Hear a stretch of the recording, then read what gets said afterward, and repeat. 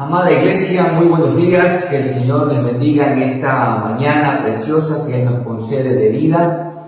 Gracias a Él por su fidelidad, por este cuidado que Él ha tenido de nosotros en cada momento de nuestra vida.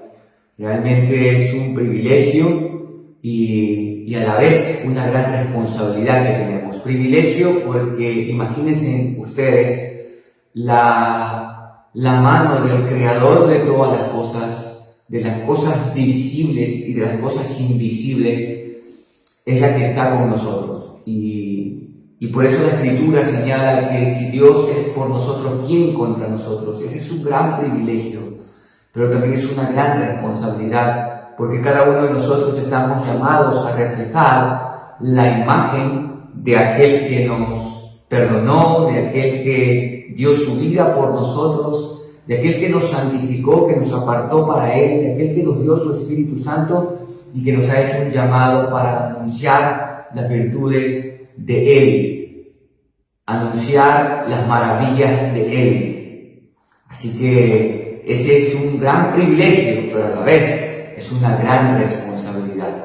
Y que Él mismo, el Dios de toda gracia, el Dios de paz, nos vaya perfeccionando a cada uno de nosotros de tal manera que maduremos, crezcamos espiritualmente, de tal manera que vivamos como Cristo.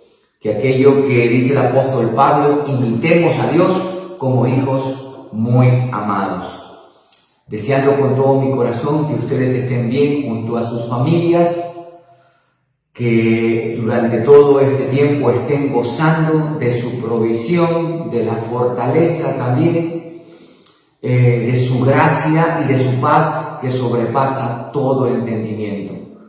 Gracias al Señor, a la familia de la Alianza Cristiana y Misionera también, porque ha puesto en nosotros el querer como el hacer en cada uno de nuestros corazones y unirnos cada día durante todo este tiempo que vivimos de pandemia, unirnos cada día en esta intercesión constante por las diferentes necesidades, no solamente de nuestras familias, sino también del Ecuador entero y por supuesto también, como hemos orado en muchas ocasiones, por este mundo. En esta mañana quiero invitarles que abran sus Biblias. Vamos a tener nuestra lectura bíblica en el Evangelio de Marcos, capítulo 6. Marcos capítulo 6. Yo voy a leer en la Reina Valera contemporánea. Dice la palabra del Señor: de allí Jesús se fue a su tierra y sus discípulos lo siguieron. Cuando llegó el día de reposo, comenzó a enseñar en la sinagoga. Al escuchar a Jesús, muchos se preguntaban admirados: ¿de dónde sabe todo esto? ¿Qué clase de sabiduría ha recibido? ¿Cómo es que con sus manos puede hacer estos milagros? ¿Acaso no es este el carpintero, hijo de María y hermano de Jacobo, José, Judas y Simón? ¿Acaso no están sus hermanos aquí entre nosotros? Y les resultaba muy difícil entenderlo. Pero Jesús les dijo: no hay profeta sin honra, excepto en su propia tierra, entre sus parientes y en su familia. Y Jesús no pudo realizar allí ningún milagro, a no ser que pudo sanar a unos pocos enfermos y poner sobre ellos las manos. Y aunque se quedó asombrado de la incredulidad de ellos, siguió recorriendo las aldeas de alrededor para seguir enseñando.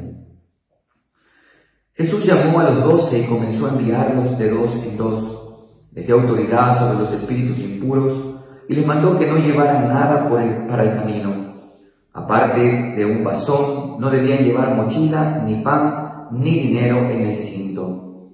También podían llevar sandalias, pero no 2 mudas de ropa. Les dijo: cuando ustedes lleguen a una casa, quédense allí hasta que salgan de ese lugar. Si en algún lugar no los reciben ni los escuchan, salgan de allí y sacúdanse en el polvo de los pies como un testimonio contra ellos. De cierto les digo que en el día del juicio, el castigo para los de Sodoma y Gomorra será más tolerable que para aquella ciudad. Los 12 salieron e iban predicando a la gente que se arrepintiera. También expulsaban muchos demonios e ungían con aceite a muchos enfermos y los sanaban. Como la fama de Jesús había llegado a ser muy notoria, el rey Herodes supo acerca de él y dijo: Juan el Bautista ha resucitado de los muertos, por eso operan en él estos poderes. Algunos decían: es Elías, pero otros más afirmaban: es un profeta o alguno de ellos. Cuando Herodes oyó esto, dijo: este es Juan, al que yo mandé que le cortaran la cabeza, ahora ha resucitado de los muertos. Y es que por causa de Herodías, la mujer de su hermano Felipe, que Herodes había tomado por mujer, Herodes mismo había mandado que aprendieran a Juan y lo encarcelaran en la cárcel. Juan le había dicho a Herodes: no te es lícito tener a la mujer de tu hermano. Por eso Herodías le guardaba rencor y deseaba matarlo, pero no podía, porque Herodes temía a Juan, pues sabía que era un hombre justo y santo, y aunque lo que Juan le decía lo dejaba confundido, lo escuchaba de buena gana y lo protegía. Pero llegó la oportunidad. En la fiesta de su cumpleaños, Herodes ofreció una cena a sus príncipes y tribunos y a la gente importante de Galilea. Entonces la hija de Herodías se presentó en la fiesta y bailó, y tanto agradó esto a Herodes y a los que estaban con él a la mesa, que el rey le dijo a la muchacha: pídeme lo que quieras y yo te lo daré. Y bajo juramento le dijo: yo te daré todo lo que me pidas, aun si me pides la mitad de mi reino. Ella salió y le preguntó a su madre: ¿qué debo pedirle? Y su madre le respondió: pídele la cabeza de Juan el Bautista. Enseguida ella entró corriendo y le dijo al rey: quiero que me des ahora mismo en un plato la cabeza de Juan el Bautista. Esto entristeció mucho al rey, pero por causa del juramento y los que estaban con él en la mesa, no quiso desairarla. Enseguida el rey ordenó a un soldado de la guardia que le trajeran la cabeza de Juan. El soldado fue a la cárcel y lo decapitó, y llevó su cabeza en un plato, se la entregó a la muchacha, y ésta se la entregó a su madre. Cuando los discípulos de Juan supieron esto, fueron a reclamar el cuerpo para darle sepultura. Los apóstoles se reunieron con Jesús y le contaron todo lo que habían hecho y enseñado. Jesús les dijo: vengan conmigo ustedes solos a un lugar apartado y descansen un poco. Y es que tanta gente iba y venía que ellos no tenían tiempo ni para comer. Así que fueron solos en una barca a un lugar apartado. Pero muchos que los vieron partir los reconocieron y los siguieron a pie de las ciudades. Llegaron antes que ellos y se reunieron con él. Cuando Jesús salió de la barca y vio a tanta gente, tuvo compasión de ellos porque parecían ovejas sin pastor, y comenzó entonces a enseñarles muchas cosas. El tiempo pasó y se hizo tarde, así que sus discípulos se acercaron a él y dijeron: ya es muy tarde y en este lugar no hay nada. Despide a esta gente para que vayan a los campos y aldeas cercanas y compren algo de comer. Jesús les respondió: denle ustedes de comer. Pero ellos le dijeron: ¿quieren que vayamos a comprar pan y les demos de comer? Eso costaría como 200 denarios. Jesús les dijo: vayan a ver cuántos panes tienen ustedes. Cuando lo averiguaron, le dijeron: tenemos 5 panes y 2 peces. Jesús les mandó entonces que hicieran que la gente se recostara por grupos sobre la hierba verde, y ellos así lo hicieron. Formaron grupos de 100 y de 50 personas. Jesús tomó entonces los 5 panes y los 2 pescados, y levantando los ojos al cielo los bendijo. Luego partió los panes y se los dio a sus discípulos, para que los repartieran entre la gente, y también repartió entre todos los 2 pescados. Todos comieron y quedaron satisfechos, y con lo que sobró del pan y los pescados llenaron 12 cestas. Los que comieron fueron como 5,000 hombres. Enseguida hizo que sus discípulos subieran a la barca y se adelantaran a la orilla, a Betsaida, mientras que él despedía a la multitud. Pero después de despedirlos se fue al monte a orar. Cuando llegó la noche, la barca ya estaba a la mitad del agua y Jesús estaba en tierra solo, pero cerca del amanecer fue hacia ellos caminando sobre las aguas, pues los vio remar con mucha dificultad porque tenían el viento en contra. Hizo el intento de pasar de largo, pero ellos al verlo caminar sobre las aguas pensaron que era un fantasma y comenzaron a gritar.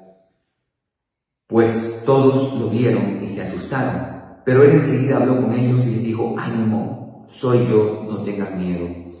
Al subir a la barca con ellos el viento se calmó y ellos estaban muy asombrados, más bien su corazón estaba endurecido y aún no habían entendido lo de los panes. Terminada la travesía, llegaron a la orilla y tocaron tierra en Genesaret. Tan pronto como bajaron de la barca, la gente reconoció a Jesús, y a medida que recorrían todos los alrededores, en cuanto sabían dónde estaba Jesús, comenzaron a llevar de todas partes enfermos en sus lechos. Donde quiera que él entraba, ya fueran aldeas, ciudades o campos, ponían en las calles a los que estaban enfermos y le rogaban que les permitiera tocar siquiera el borde de su manto, y todos los que lo tocaban quedaban sanos. En esta porción, en este pasaje que hemos leído del Evangelio de Marcos, hay algunas cosas que me gustaría resaltar con ustedes en esta mañana. Primeramente, todos sabemos que el Señor Jesucristo es Rey, el Rey que se hizo siervo, pero también aparece el famoso Rey Herodes. Para todos creo que es notorio, o en algún momento hemos escuchado, o quizás leído, que la familia de Herodes era una familia perversa.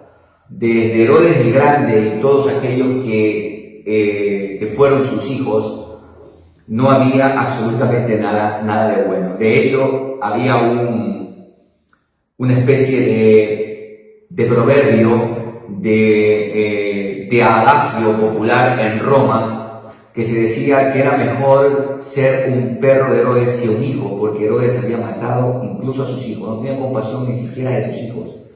Y bueno, parece ser que por el adagio, por el proverbio que existía, quizás le gustaban las mascotas. Dicho sea de paso, hay personas que piensan que la gente que ama las mascotas es lo más bueno del mundo, tienen el corazón como el de Dios. Bueno, aquí hay una persona que ama a los animales, pero no es para nada piadoso, no tiene para nada un corazón como el de Dios. Hitler también amaba a los animales, Pablo Escobar amaba a los animales, tenía hasta un zoológico. Así que no caigan en esos sesgos de creer que porque una persona defiende los derechos de los animales, supuestamente ama a los animales, ya por eso es una persona piadosa, y en el peor de los casos llegar a creer que tiene un corazón como el de Dios. Ciertamente vivimos en una época en donde tristemente los animales tienen mayor valor que el ser humano. Pero bueno, ese es otro tema. Volviendo al pasaje y en lo que les decía, que la familia de Herodes era una familia muy sanguinaria. Todos los puestos que habían adquirido, la manera como habían llegado al poder y cómo mantenían el poder era a través de actos muy crueles. Y aquí nos encontramos con uno de los hijos de Herodes el Grande, llamado el tetrarca. El tetrarca porque él tenía a su cargo 3 provincias que le habían sido asignadas.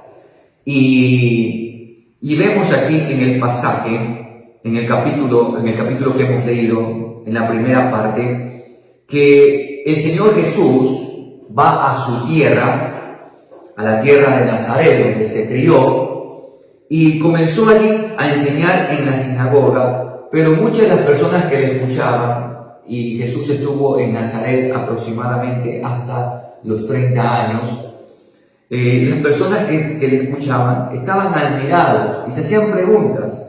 Dice, ¿dónde sabe todo esto? ¿Qué clase de sabiduría ha recibido? ¿Cómo es que sus manos pueden hacer estos milagros? ¿No vemos aquí que están sus hermanos, su madre entre nosotros?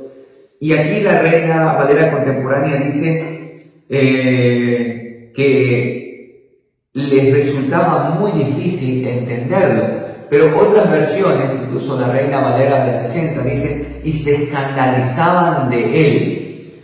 Bueno, quiero quedarme con la manera como traduce la Reina Valera del 60, porque lo que estaba sucediendo acá es que al no saber de dónde procedía todo lo que ellos se preguntaban, lo que ellos cuestionaban, ellos creían que María había engañado a su esposo y que Jesús tenía otro padre. Por eso es que en algún momento a Jesús lo llegaron a llamar bastardo, hijo de fornicación, hijo de inmoralidad sexual. ¿Por qué? Porque bueno, había este rumor. Se creía que María había sido infiel con su esposo José y bueno, del supuesto padre de Jesús, venía toda esta sabiduría, o había heredado toda esa sabiduría, toda esa capacidad, toda esa inteligencia. Y Jesús pues menciona acá que no hay profeta sin honra excepto en su propia tierra, entre sus parientes y en su familia. Y vaya que eso es cierto. Cuán difícil es que en nuestras familias, cuando el Señor nos ha salvado, nos ha perdonado, nosotros vamos y predicamos el Evangelio, cuán difícil les resulta creer lo que Dios ha hecho. Y eso que la familia, que son el ente más cercano a nosotros, han conocido nuestra vida, nuestro caminar sin el Señor. Y cuando el Señor viene a nuestra vida, resulta que, y es algo como incomprensible y hasta paradójico, que cuando andábamos mal, todo estaba bien, pero resulta que cuando Dios nos ubica ya en su senda, en la senda correcta, en el camino que es Él, ya ahora todo va mal. Y nuestra familia muchas veces, en lugar de apoyar, en lugar de estimularnos, más bien se convierten en un muro, en un tropiezo, en algo muy complicado para crecer, para nosotros avanzar en nuestra fe. Pero hay algo importante en medio de esto, y lo que dice el verso 6, que aunque el Señor se quedó asombrado en la incredulidad de ellos, Él siguió recorriendo las aldeas de alrededor para seguir enseñando. Y aquí hay una grandísima enseñanza para ustedes, mis hermanos. Yo no sé en qué contexto se encuentran ustedes. Quizás sus familias no son creyentes, quizás en esta mañana hay hermanas que sus esposos no son creyentes, que tienen hijos no creyentes, o hijos que sus padres no son creyentes. Podemos ser un sinnúmero de situaciones, pero quiero animarles que ustedes permanezcan firmes en el llamado que el Señor les ha hecho, nos ha hecho, y continuemos con la obra que Él nos ha llamado a hacer. Bien, como les decía, aquí vemos a dos clases de reyes. Uno es el rey de reyes y señor de señores, y otro es este rey Herodes. Y hay un contraste entre Jesús y Herodes, por supuesto. Como hemos leído, las personas se escandalizaban por la sabiduría de Jesús, por el poder que tenía Jesús, que dicho sea de paso, lo usaba para bendecir, lo usaba para sanar. Hemos leído en el verso 56 que donde quiera que él entraba, fueran aldeas, ciudades o campos, ponían en las calles a los que estaban enfermos y les rogaban que les permitiera tocar siquiera el borde de su manto, y todos los que lo tocaban quedaban sanos. Es decir, Jesús nunca usó su poder para dañar, nunca usó su bien, mucho menos para quitar la vida, más bien usó siempre su poder para bendecir, usó su poder para sanar, usó su poder para dar vida. Resucitó a Lázaro, resucitó al hijo de la viuda, resucitó a la hija de Jairo, entre otras cosas. Dice el apóstol Pedro que él anduvo haciendo bien a todos. No obstante, la gente se escandaliza de Jesús, la gente se escandaliza del poder de Jesús, pero las personas no se escandalizan de Herodes, este gobernante inescrupuloso, cruel, inmoral, que usa el poder, usa la posición que tiene para abusar. Y qué increíble que aunque este gobernante sabía, porque dice aquí que él temía a Juan, pues sabía que era un hombre justo y santo, no obstante, este hombre, cuando la hija de Herodías, que era la mujer de su hermano Felipe era el que estaba a cargo de la provincia de Iturea, y le había quitado prácticamente a su cuñada. En medio de toda esta situación, y como su hijastra, que a la vez es su sobrina, le danza, le baila, y como es un gobernante inescrupuloso, inmoral y cruel, hace este voto a la ligera, una promesa a la ligera: pídeme lo que quieras. Y bueno, la muchacha va y consulta con su madre, como hemos leído, y le pide la cabeza de Juan el Bautista. Pero porque ha hecho un juramento, como que si este hombre fuese fiel a su palabra. No es fiel a su palabra, es fiel a su imagen. Es fiel al voto o a la promesa que ha hecho. Y para que todos lo vean y lo tengan como un gobernante coherente, aun cuando no lo es para nada, recordemos, le ha quitado la esposa a su hermano, a su propio hermano, no le interesa nada, es inmoral. ¿Cómo así que le interesa que la gente vea que él cumple sus juramentos? No hay nada más engañoso que eso. Y así, amados, Herodes representa o refleja la imagen, o es el modelo, llamémoslo así, de los gobernantes de todos los tiempos, que usan el poder para abusar. Gobernantes inescrupulosos, gobernantes inmorales, gobernantes crueles, que simplemente se sirven para sí mismos, que llegan al poder solo para lucrarse ellos mismos, solo para satisfacer sus deseos.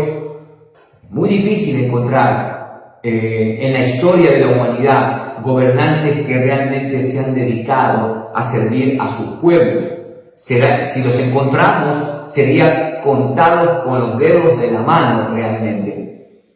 Este rey evidencia la realidad de la perversidad del corazón y de que ningún modelo político, llámese monarquía, llámese democracia, llámese comunismo, socialismo, como queramos llamarlo, ninguna ideología política o forma de gobierno de administrar las naciones deja de ser perversa, porque dichos modelos reposan en el corazón del hombre. Y lo que tendría que ser transformado es el corazón del hombre. Eso es lo que destruye, lo que hay en el corazón es lo que destruye, es lo que daña todo lo que está a nuestro alrededor. Hay otra cosa también. Jesús, cuando manda a sus discípulos, desde el verso 7, los manda a predicar las buenas nuevas. Y dice la palabra ahí, en el verso 13, que también expulsaban muchos demonios y ungían con aceite a muchos enfermos y los sanaban. Los discípulos hacían bien. El contraste con los discípulos del Señor y los soldados de Herodes es que él manda a sus soldados para asesinar a Juan.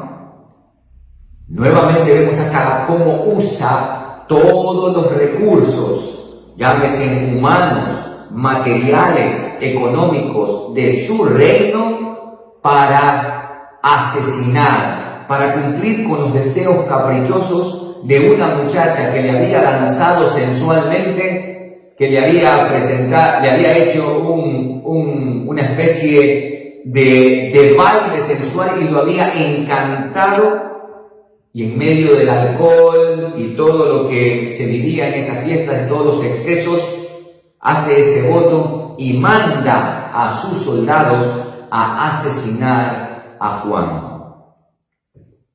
Un paréntesis en medio de todo esto es la actitud de Herodías, que odiaba a Juan. ¿Por qué odiaba a Herodías a Juan?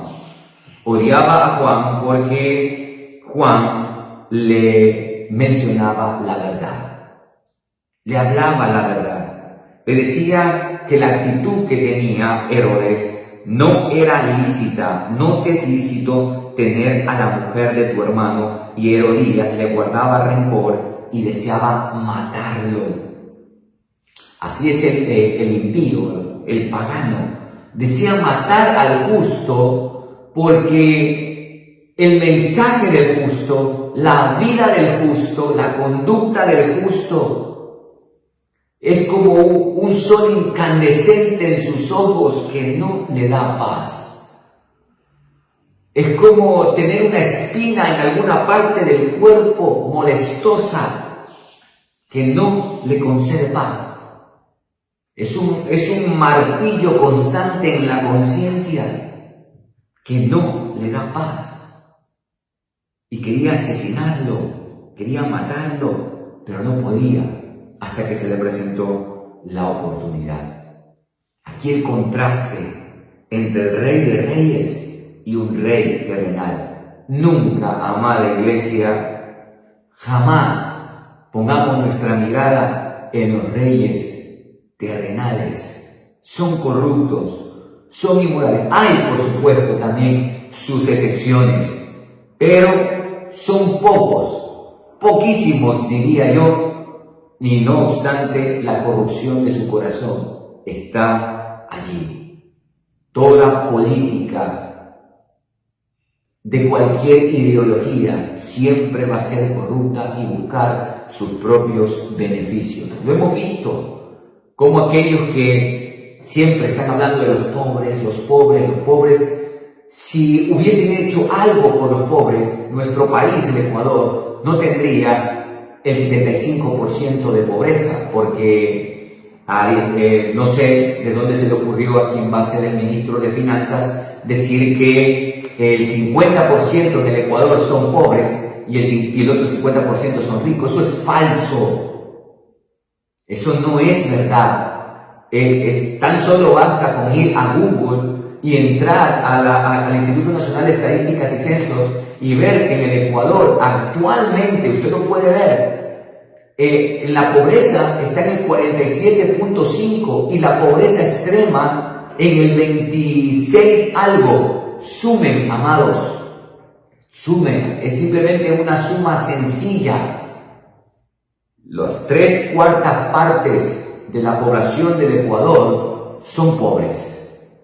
Y más aún con esta pandemia, yo creo que esos índices, esos porcentajes van a crecer un poco más, considerando todos aquellos que han perdido sus trabajos, todos aquellos que han tenido que cerrar sus negocios y que tenían a una persona, en las casas mismos que tenían a una persona que les ayude a trabajar, tuvieron que dejar, ya no pudieron tener a una persona para ayudarles a trabajar. Y bueno, eso también habla de pobreza.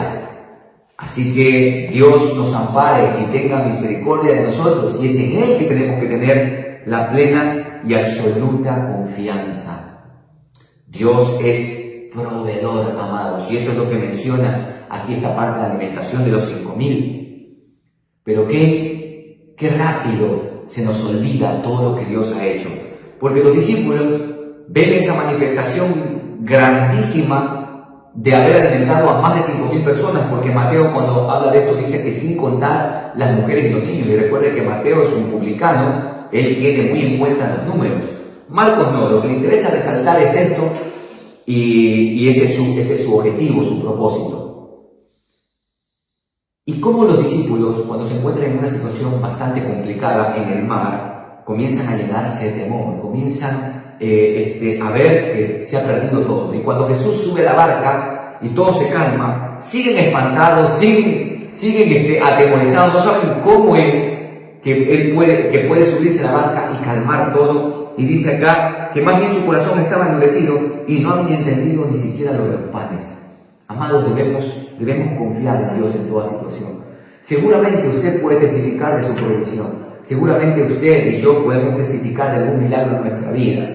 Pues cuando venga una situación difícil en lo posterior, siempre veamos cómo Dios nos ha guardado. A mí me encanta, y con esto cierro esta parte del devocional.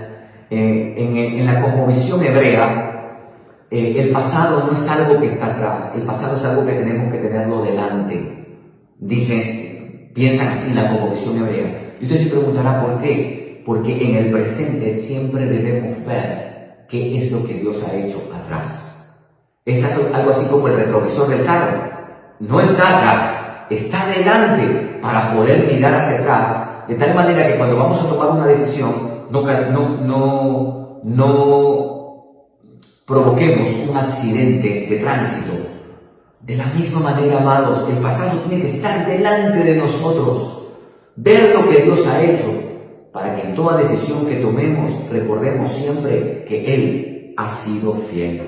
Que Dios nos bendiga a cada uno de nosotros y podamos confiar en todo momento en su soberanía. Él es el Rey de Reyes y Señor de Señores, y su reino realmente es de paz, de justicia y de paz. Que podamos, amados, confiar en todo momento, mayormente en medio de las crisis más profundas de la vida, confiar en que si Él está con nosotros, tarde o temprano todo se va a calmar. Confiar que es el que sana. No pongamos nuestra mirada en los gobernantes de este mundo, pongamos nuestra mirada en el soberano, en nuestro Padre proveedor, en aquel que nos sostiene, quien es la roca fuerte, quien es el castillo fuerte, quien es la roca en la cual nos sostenemos, quien es el amparo de nuestro, quien es el que nos consuela, Él y solamente Él. Vamos a orar. Padre, gracias por tu palabra.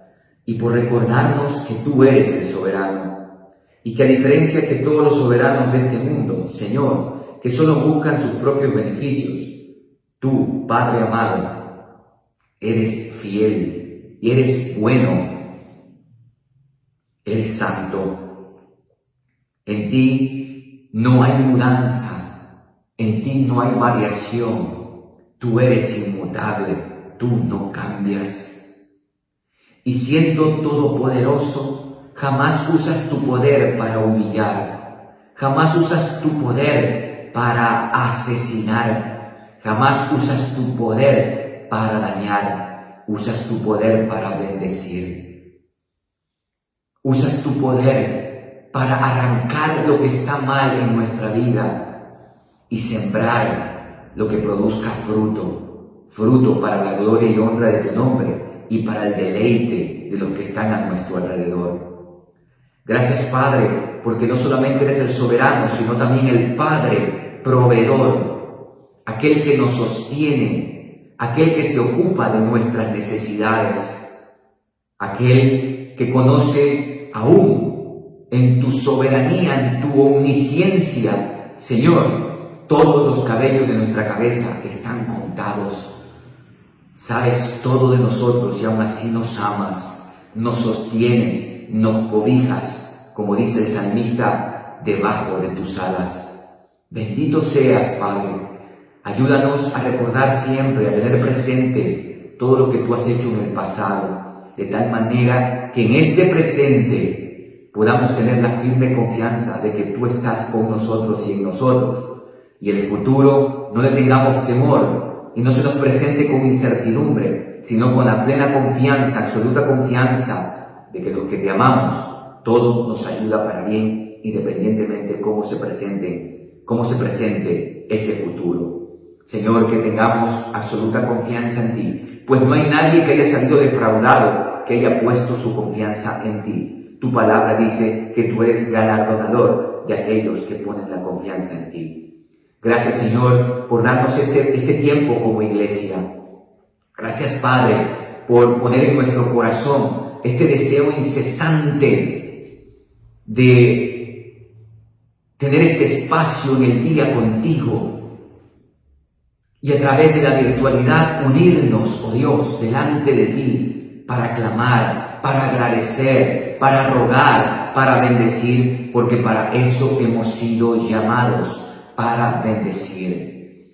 Tú nos has enseñado a través de tu palabra en esta mañana que no debemos de temer, porque tú eres el gran yo soy. La gloria y la honra para ti, Señor, en el nombre de Jesús. Amén y amén. Bien, amada iglesia, como es ya nuestra costumbre, vamos a tener nuestro tiempo acostumbrado de oración.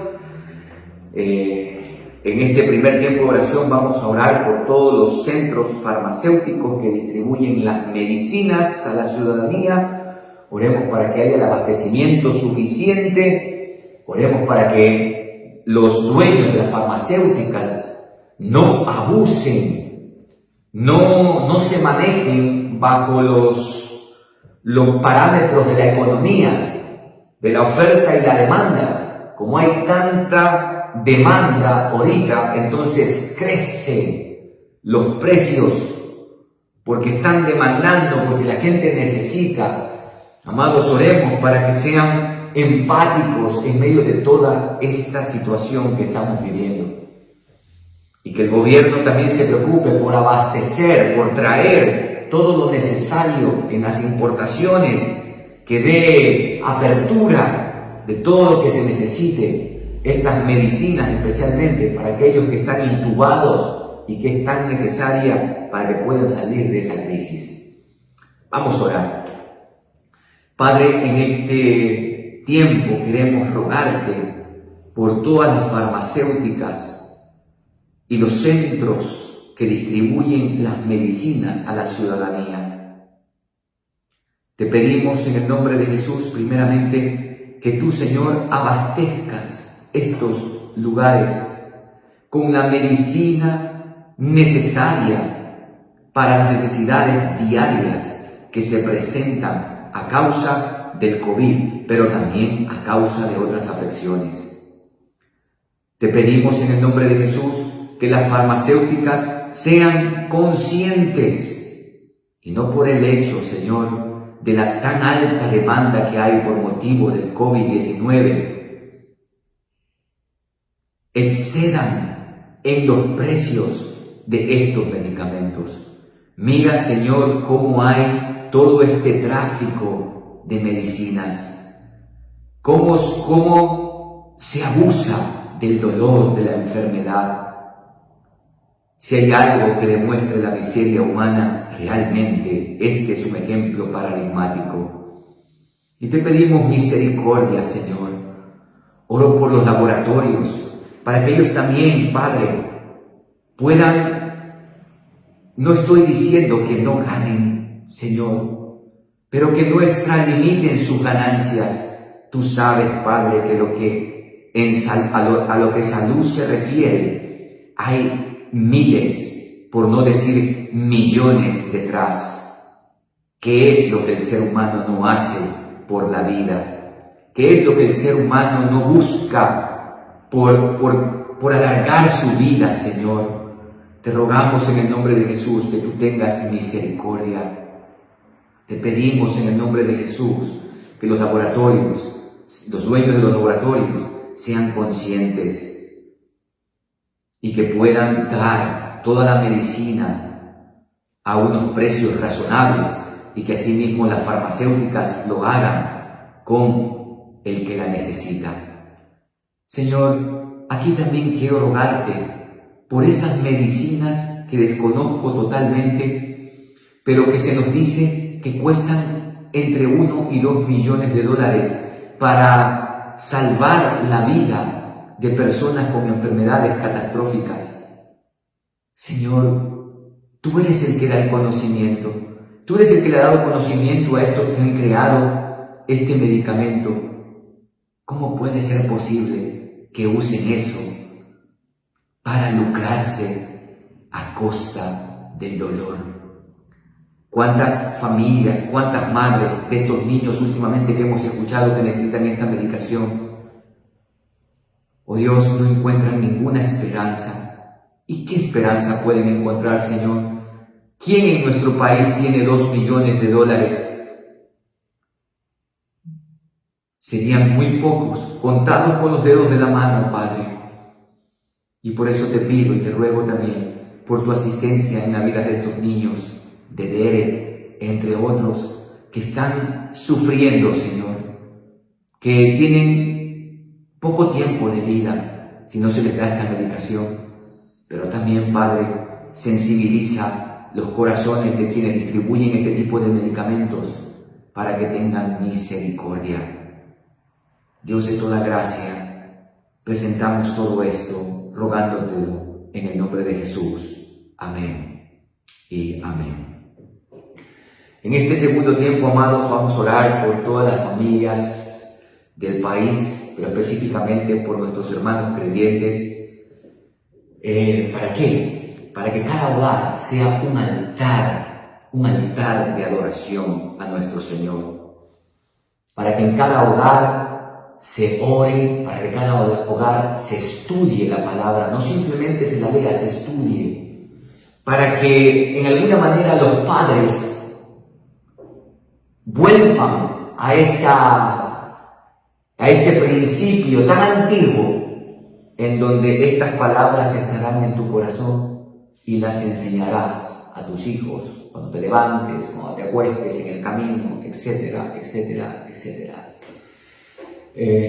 Amados, debemos de clamar incesantemente y disponernos para que nuestros hogares sean iglesia, sean la iglesia.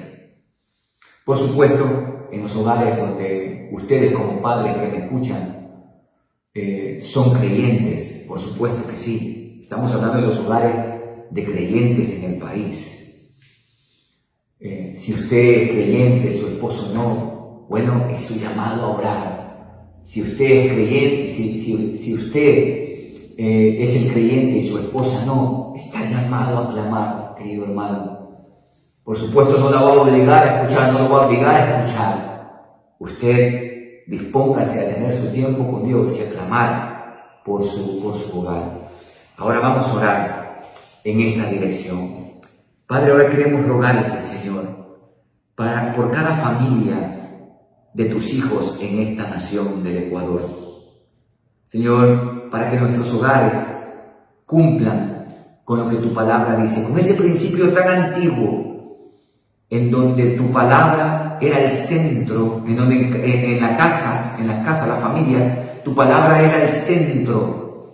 Por eso todas las fiestas que le estableciste al pueblo de Israel eran lecciones objetivas para que los niños, desde muy pequeños, conozcan tu palabra, tu ley. Dios mío, levanta hogares en donde que estén avivados,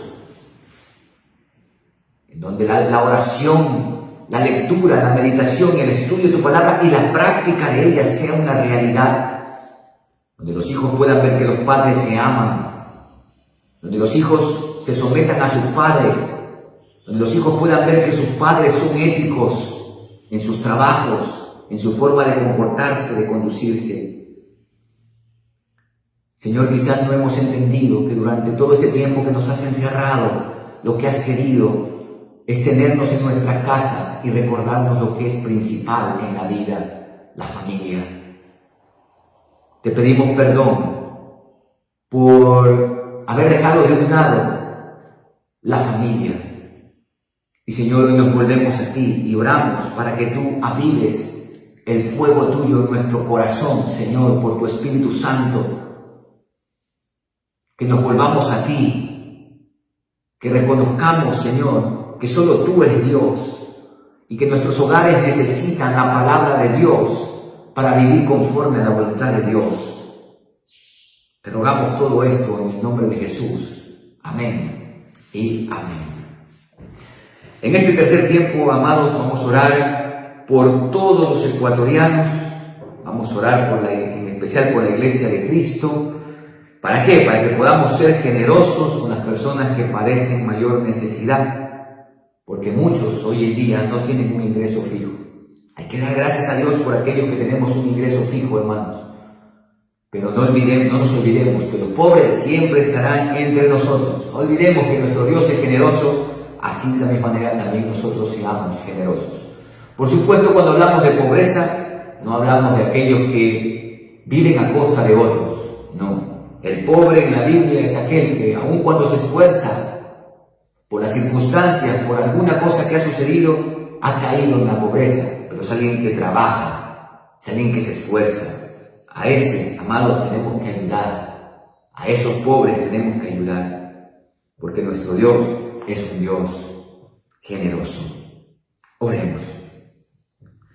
Padre amado, ahora queremos rogarte para que nosotros, la Iglesia de Cristo, evidenciemos el carácter de Cristo, quien, como hemos leído en Marcos, es generoso. Jesús andaba por todos los pueblos, por todas las ciudades, por todos los campos, no solamente enseñando, sino también sanando, proveyendo alimentación, como lo hemos visto, para los necesitados, para los débiles, para los pobres. Señor, vivimos un tiempo en donde muchos de nuestros hermanos han quedado sin un ingreso económico fijo. Tenemos pastores que ya no tienen su ingreso y no obstante siguen en la labor. Oramos, Señor, para que la iglesia sea esa iglesia que evidencia el carácter de aquel que es la cabeza. Padre, oramos por aquellos que viven en la autogratificación, que solo piensan para sí mismos.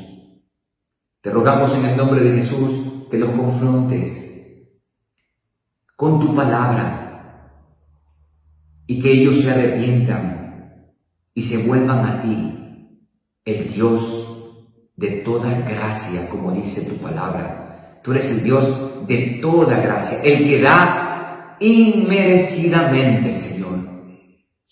Oramos, Padre, para que tú nos des un corazón como el tuyo. De hecho, una de las evidencias que vemos de esa iglesia primitiva es que era ampliamente generosa. Y la generosidad no tiene límite, Señor. La generosidad es amplia, es amplísima. Tú nos has mostrado a cabalidad lo que es ser generoso.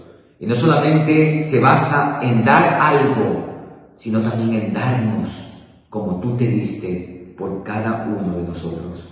Señor, ayúdanos a ser congruentes con el llamado que nos has hecho.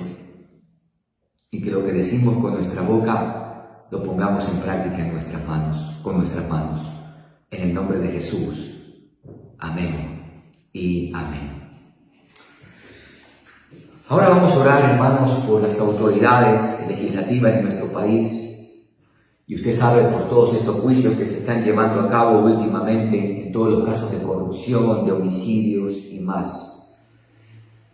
Y oremos para que realmente la justicia esté independiente. La justicia humana. Yo no sé si soy pesimista, pero la justicia está tan manoseada. Hoy realmente la justicia es ciega. Ciega porque no ve el mal, ciega porque no ve la corrupción, ciega porque no vela por la justicia realmente, sino que vivimos un tiempo en donde se premia al malo, al injusto, donde se lo libra, y al pobre, al desamparado, al que necesita de justicia, más bien se lo encierra, se lo juzga, se lo acusa. Oremos, hermanos, por toda esta situación, porque al igual que en los tiempos bíblicos antiguos, los jueces confabulaban junto con los gobernantes para destruir, para dañar al pobre y sin que el pobre les ofrezca resistencia. Vamos a orar. Señor, orar por las autoridades legislativas de nuestro país realmente es una carga. Y no es una carga liviana.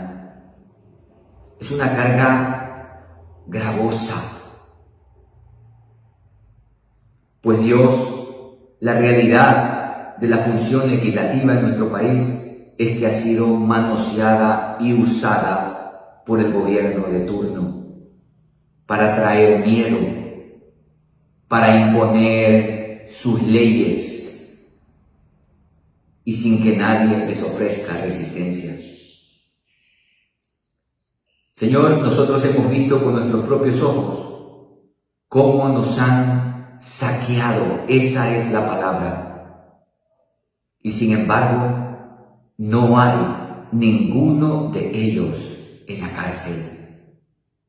No se ha recuperado nada de nuestros dineros, del sacrificio de cada ecuatoriano.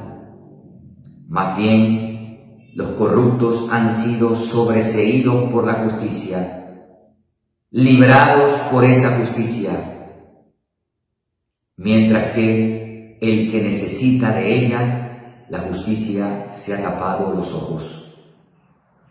Te pedimos, oh Dios, que en este nuevo gobierno que tenemos ahora, en esta nueva administración pública, tú concedas al presidente la inteligencia, el conocimiento y sobre todo que permita que la justicia obre independientemente en este país.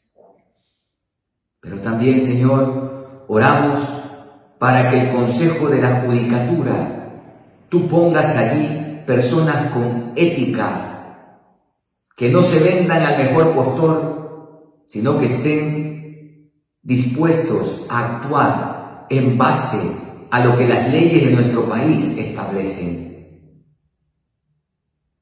Señor, oramos por todo esto, reconociendo también que no existe justicia perfecta ni existirá justicia perfecta en este mundo. Reconocemos que nosotros estamos llamados a vivir tu justicia y esperar en esa justicia, y es esa justicia la que nos dará plena paz. esa justicia tuya sí castigará la corrupción, sí castigará la maldad. Nadie se va a librar, nadie saldrá sobreseído de tu justicia. Solamente aquellos que hemos sido objetos de ella a través del acto más grande llevado a cabo en este mundo, allí, hace más de 2000 años, en la cruz del Calvario. Ese justo que murió por los injustos para revestirnos de su justicia. A Él sea la gloria en el nombre de Jesús. Amén y amén. Y hermanos, ahora vamos en este último tiempo a orar por el sustento económico de pastores, de ministros encargados y demás siervos del Señor, que como les decía cuando orábamos por la tercera petición, de ser generosos, pues hay muchos pastores y ministros encargados, amados, que no tienen absolutamente nada. Oremos por ellos.